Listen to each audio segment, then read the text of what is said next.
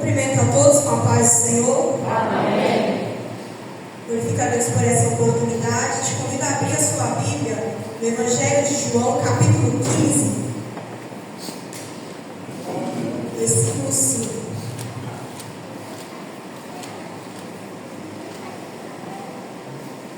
Aleluia. Deixa marcadinho aí, abre também Salmos 1, verso 1 e verso 2. É o texto que foi proposto para essa noite. Vou começar com o Salmo 1, verso 1 e verso 2, diz assim a palavra do Senhor. Abençoado é o homem que não anda no conselho do ímpio, nem fica no caminho dos pecadores, nem se assenta na cadeira dos escarnecedores. Mas o seu prazer está na lei do Senhor e na sua lei medita de dia e de noite. Evangelho de João, capítulo 15, versículo 5, a parte B, está dizendo assim: porque sem mim nada podeis fazer. Se assim está glorificando o nome de Deus. Glória a Deus.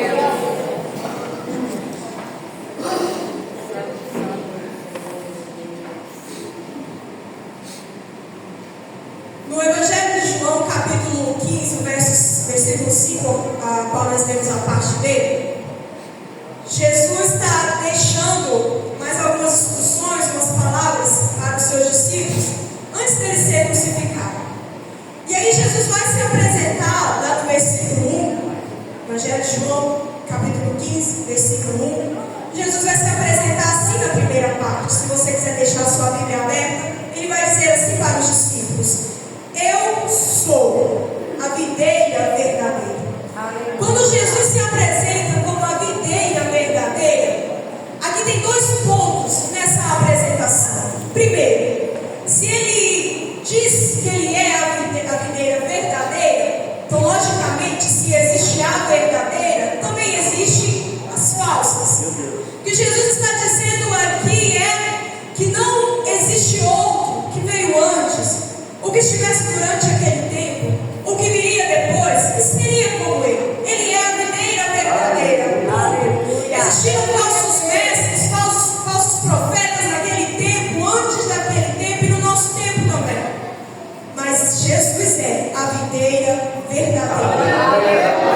Ele deixa esse ensinamento para os discípulos, afirmando que ele é a videira verdadeira. É só ele. Ele não é uma das videiras verdadeiras, porque não existe mais de uma. Ele é a videira verdadeira. Outro significado dessa apresentação diz respeito ao Velho Testamento, quando Isaías, Jeremias e o salmista vai fazer menção da nação de Israel como videira de Deus plantada na terra. O salmista vai dizer assim: Deus pegou a videira lá do Egito, trouxe e plantou na terra prometida, figurando aqui a nação de Israel que foi retirada do Egito e levada para a terra prometida. Aí o salmista continua: então Deus tirou uma videira do Egito, plantou ela na terra prometida, expulsou os povos pagãos. E aí você lembra lá no Antigo Testamento, quando Deus vai dar as últimas instruções acerca da terra prometida, ele vai dizer assim, que quando o povo conquistasse a terra, era para expulsar os amorreus, jebuseus, todos aqueles povos pagãos que serviam a outros deuses, e a terra seria ali de exclusividade para o povo de Deus.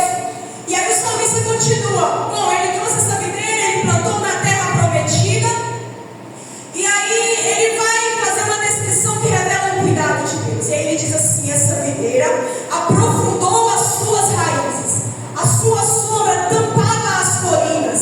E aí a gente tem uma percepção de um crescimento. A gente logo imagina uma frondosidade dessa videira. Não era qualquer videira, era uma videira ali que as suas raízes aprofundaram significativamente o solo. A sua sombra cobria as colinas, era algo grandioso, literalmente algo obra das mãos do Senhor. Só que o salmista continua o Salmo 80 e de repente aquela descrição, ela toma um rumo diferente. E aí ele vai dizer: mas agora, aquela videira ela está com os galhos quebrados, com seus galhos queimados, por conta da repreensão perante a face de Deus. O que o salmista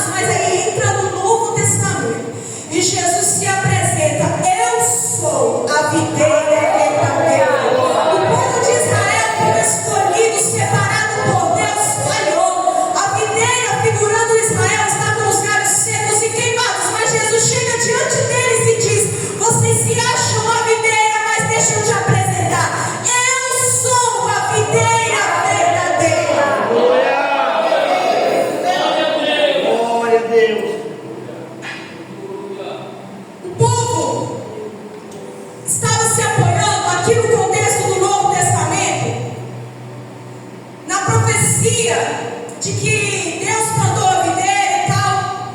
E quando eles se apoiavam no Antigo Testamento, na mente deles estava rodando assim: bom, se o profeta declarou que nós somos a videira de Deus, se nós somos descendentes de Abraão, nesse ponto eles estavam se achando autossuficientes. Mas aí chega Jesus para se apresentar como videira verdadeira e dizer para eles a respeito da dependência deles diante de Deus. Para mostrar para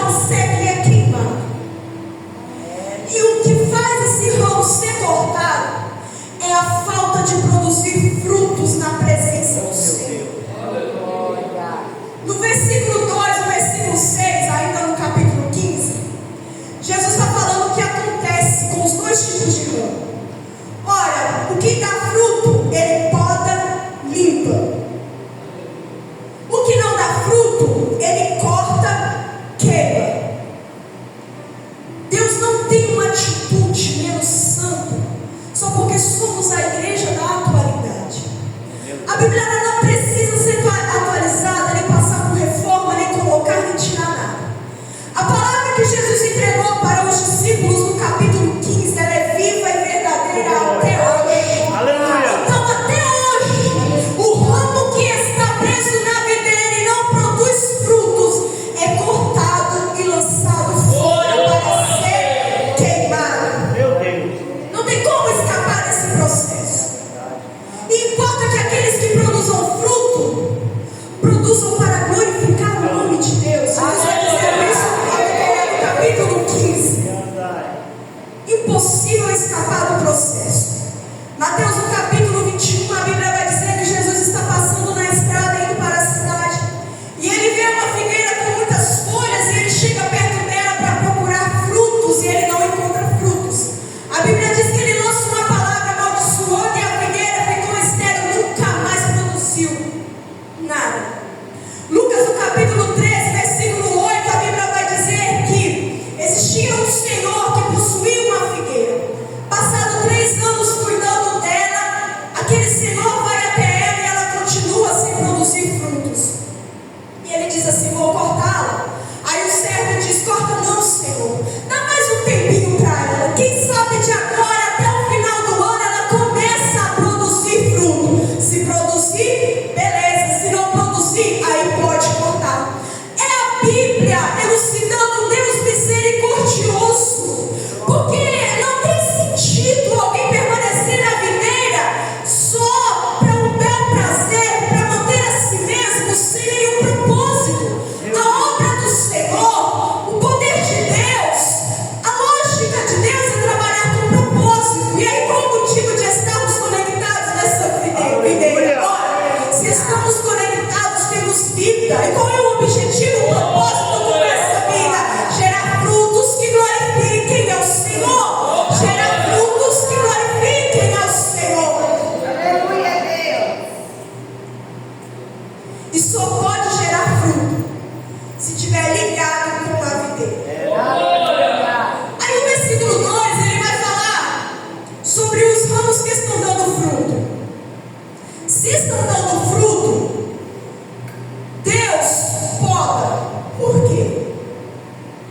Essa poda ela revela algumas coisas na nossa vida. Primeiro, para retirar imperfeições. Porque toda vez que um ramo começar a dar fruto, muito fruto, pode nascer um orgulho e começar a achar que é autossuficiente, que faz e acontece, que pode e já dá conta sozinho. E para o inimigo não contaminar o nosso coração com orgulho, porque nós temos uma natureza adâmica, caída, para que o nosso coração não seja contaminado pelo orgulho, pela soberba, de acharmos que podemos fazer e acontecer, para não acontecer o erro da gente esquecer da nossa dependência diante de Deus. Deus usa o podar, que é cortar imperfeições, tirar aquilo que está atrapalhando o crescimento, tirar aquilo que está atrapalhando produzir mais frutos. E aí Jesus tem o jeito dele de podar, gente. Ele tem as formas dele, ele sabe como fazer, para retirar e desviar tudo aquilo que impede a nossa força vital. Uma das formas dele nos purificar, dele nos podar, é o sofrimento. Meu Deus.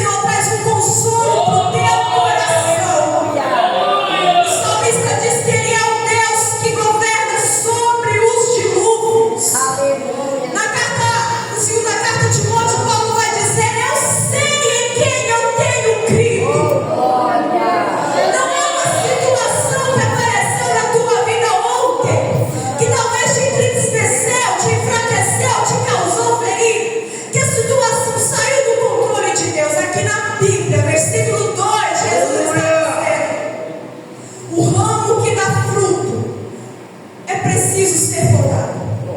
Pai, poda todo ramo que dá fruto, para que dê mais fruto ainda. Isso também Ele é Pai, Ele cuida, porque o que Ele não vai deixar é a autossuficiência, a independência, fazer a gente parar de produzir fruto e nos vitimizar a um lançamento fora, a ser lançado no fogo, a ser cortado e tirado da videira verdadeira. Então Ele limpa e purifica. Tirando o sofrimento, a outra arma que Jesus usa, que o Pai usa para poder podar os ramos, é a palavra dele, que a gente vai falar mais à frente. Aí chega o versículo 4, Jesus dando uma ordenança. Então ele diz que o ramo que não dá fruto é cortado e lançado fora, queimado. Aquele que dá fruto, ele precisa ser podado para dar mais fruto. Deus está tirando as tuas imperfeições, tirando o teu orgulho, tirando a tua soberba. Deus está cortando a nossa vaidade. Deus está tirando aqueles pensamentos que não convêm dele. Deus está podando para a gente parar, refletir e expulsar os pensamentos que não provêm dele. Deus está podando para o nosso pensamento se voltar a ele e a gente entender a nossa dependência, o lugar em que estamos localizados. Deus está nos podando para que a gente tenha a humildade de quando o nosso ramo produzir fruto, a gente se lembre que toda honra, toda glória, o poder, a glória é somente dele, mais ninguém. Ele chega no versículo 4 dizendo permanecer, e aqui está dizendo de comunhão. Depois que dá fruto e é podado, purificado, limpado ali na videira, ele está falando permaneça. Quando ele fala para permanecer, a Bíblia está deixando claro que o ato de permanecer é uma escolha. A gente pode escolher entre permanecer e não permanecer. Mas deixa eu te dizer uma coisa: se por algum momento soprou o teu pensamento não permanecer, Deus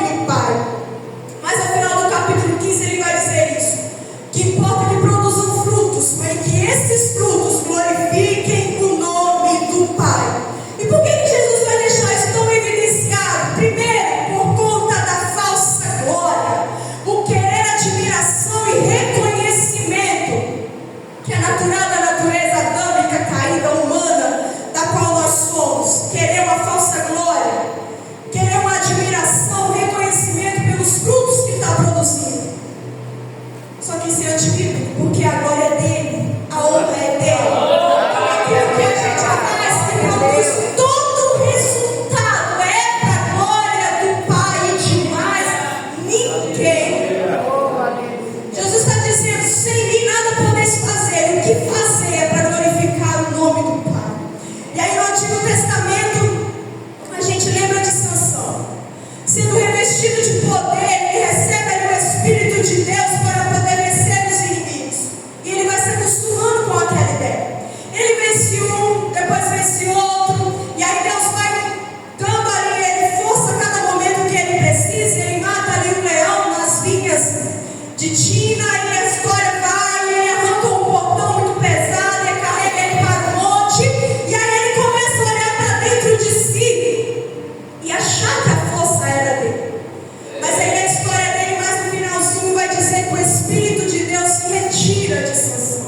Meu Deus. Tudo aquilo que você produzir, tudo aquilo que sair das tuas mãos, seja no teu carro, aqui ou em qualquer lugar, é para glorificar o nome do Pai. Aleluia. Glória a Deus. Vício de autonomia.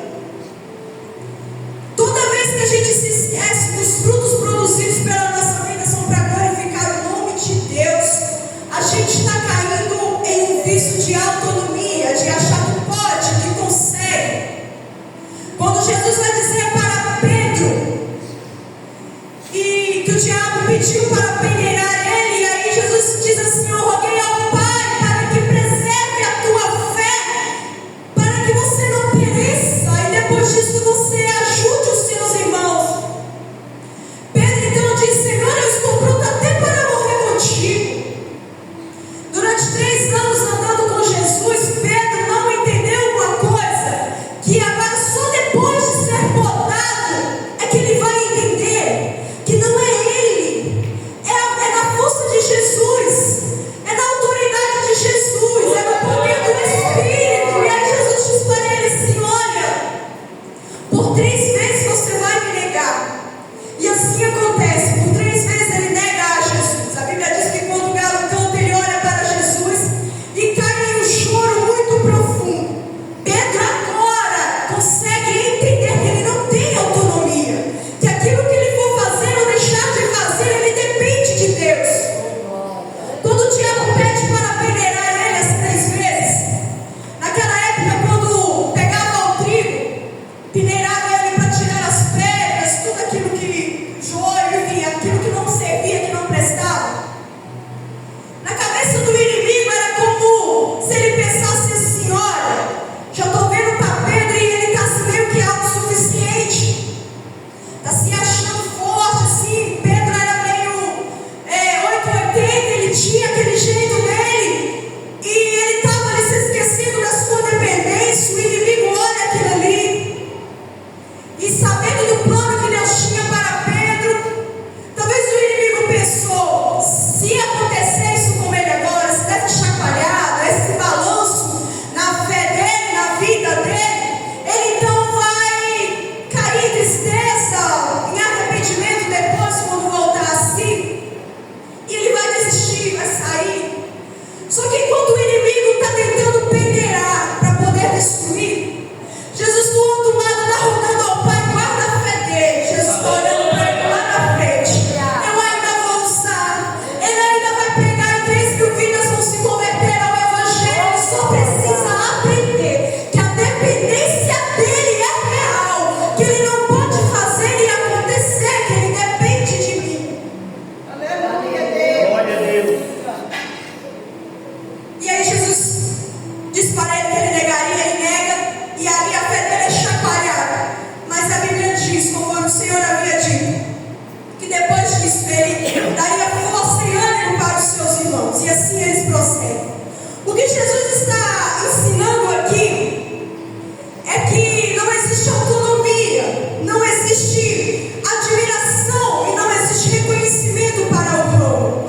Tudo aquilo que for feito e produzido é para a glória do Pai. Aleluia.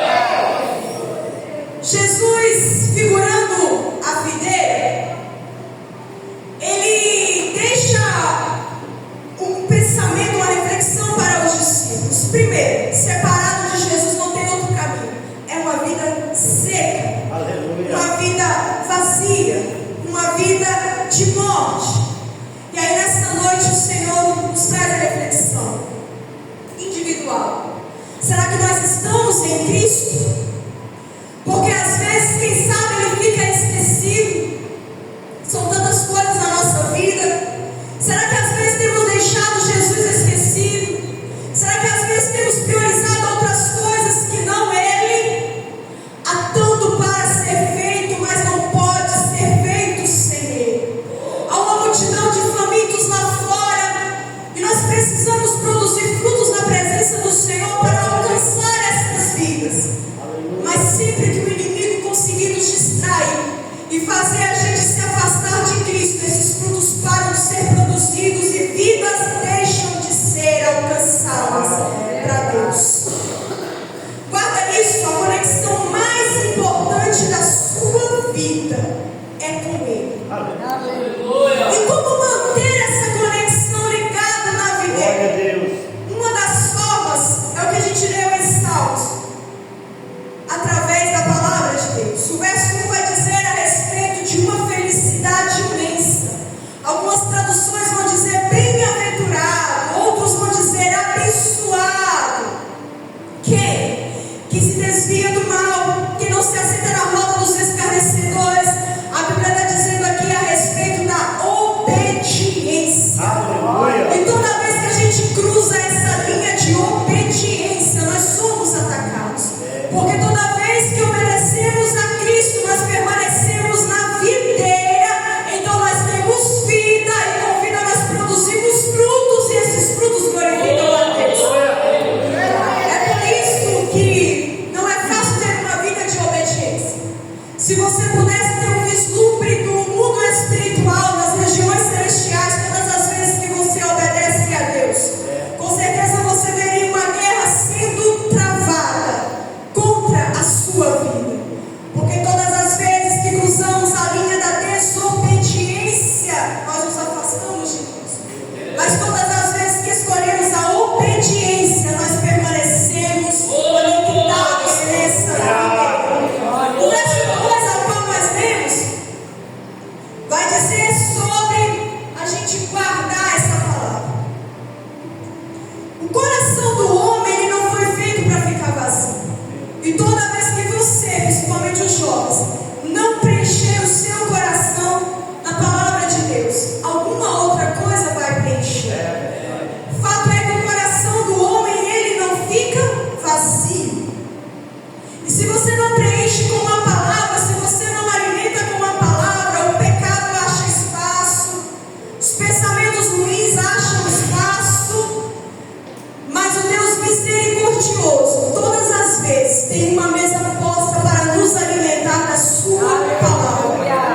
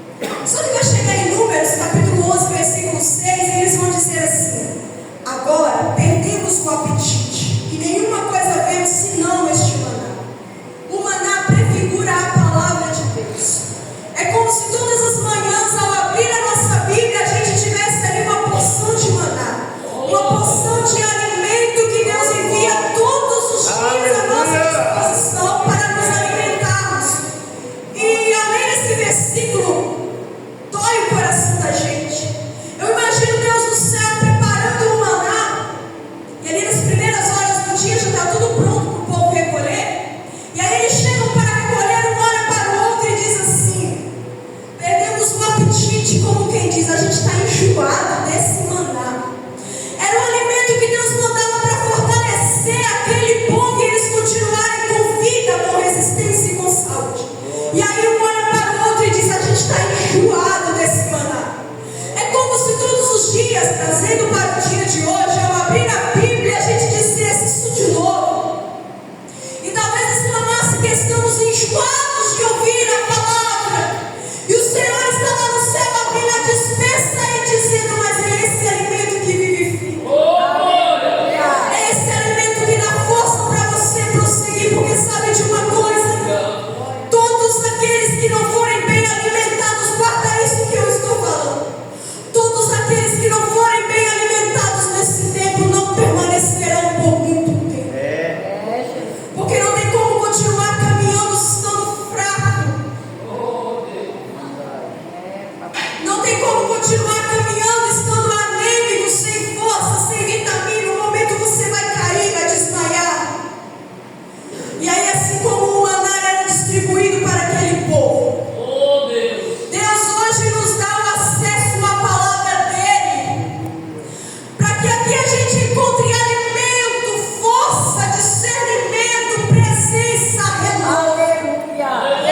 Só que o problema é que o inimigo, em suas artimanhas espirituais, para fazer a gente perder a fé, o foco e a força. Todos os dias o alimento é disponibilizado, mas todos os dias o inimigo das nossas almas coloca na nossa cabeça que esse alimento está enjoativo, que a gente já leu demais, já ouviu demais, que por hoje tá bom, amanhã eu vejo mais. Só que o Senhor está nos lembrando: sem isso aqui não tem como cruzar a linha de chegada. Sem isso aqui não tem como caminhar sem ser envergonhado. Sem isso aqui não tem como deixar de ser enganado. Porque a Bíblia vai dizer: e conhecereis a verdade, e a verdade vos libertará. Se conhecer isso aqui, não tem como ser liberto do pecado, dos vícios, da mentira, da heresia. Se conhecer isso aqui, não tem como ser liberto dos falsos ensinamentos. Se conhecer isso daqui, não tem como ser liberto das garras de Satanás. O salmista vai dizer que era luz para os caminhos. Luz para o meu caminho. O que o salmista está dizendo? Com essa palavra aqui eu não ando na escuridão, ela é luz para os meus caminhos. É a única forma de continuar conectado em Deus, é através da palavra. É Ele que revela que tem caminhos que parecem vida, mas no final é morte. Sem ela contar isso, o mundo continua caminhando para a destruição eterna. É ela que revela os caminhos de morte. Essa é a palavra que revela Jesus como o único caminho. Enquanto o mundo aí fora busca outra solução, busca outro intercessor, outra saída. Enquanto o mundo aí fora adora outros deuses, procura outras saídas, aqui a palavra está dizendo: é só Jesus que é o caminho. Te alimenta dessa palavra que ela te apresenta o caminho. A palavra diz que Jesus é a palavra da vida. Sem essa palavra a gente está fadado ao fracasso e à morte eterna. Jesus vai dizer ainda no Evangelho de João, capítulo 6, versículo 33: quem de mim se alimenta, de mim viverá. Não tem outro alimento que produz vida, é somente a verdade. Ele continua em Mateus 4,4 dizendo: nem só de pão viverá o homem, mas de toda a palavra que vem de Deus. Aqui eu te digo: morte espiritual é o pior tipo de morte. É quando o homem está se alimentando do pão físico e achando que está tudo bem, mas só que nem só de pão viverá o homem. Você tem uma alma para prestar conta diante de Deus.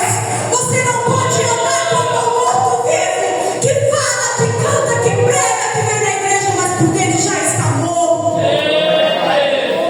Nem só de pão viverá o homem. A Bíblia é alimento para a tua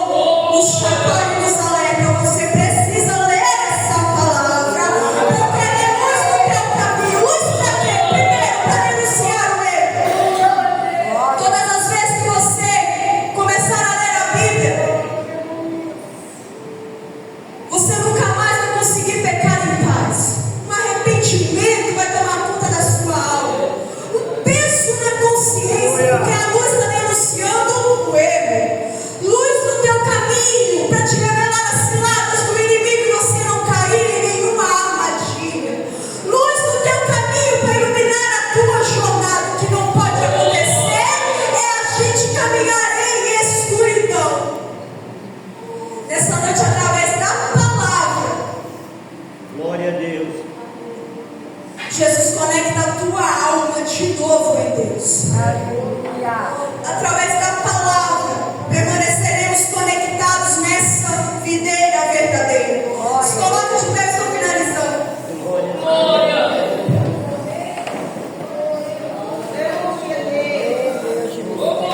Não tem outro alimento que vai vivificar, fortalecer e transformar a tua vida. É só a palavra de Deus. E não dá para a gente continuar ignorando